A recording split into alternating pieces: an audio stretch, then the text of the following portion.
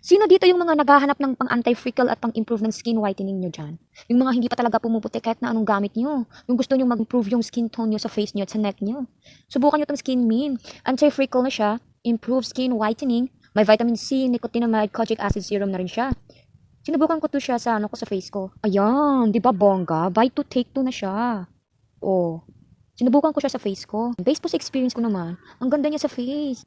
Yung skin ko po kasi super sensitive, mabilis po tong mga te kapag hindi po niya gusto yung product. Pero ito talagang hindi po. And then wala rin po siyang amoy.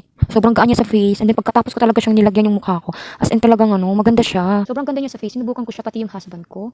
So, yung, kung may mga lalaki man dito na, ano, yung mga husband niyo gusto rin, ano, pumuti yung face nila, subukan niyo po to. Ang gaan-gaan po niya sa face. Hindi rin siya greasy. Spread mo lang siya evenly sa, ano mo, evenly sa face. And then sa neck naman, para pantay, di ba? Hindi yung mukha lang yung maputi, pati yung neck mo, di ba? Oh my God, ang ganda ng produkto. Sobrang arte ko po sa, ano, sa product, kaya eto talagang pasadong-pasado siya sa akin. Ayan, oh. Para sa akin, sulit na sulit yung, ano, yung price niya. Ayan. Buy to take two na siya, Mars. Bongga. Sulit na sulit siya. Ayan.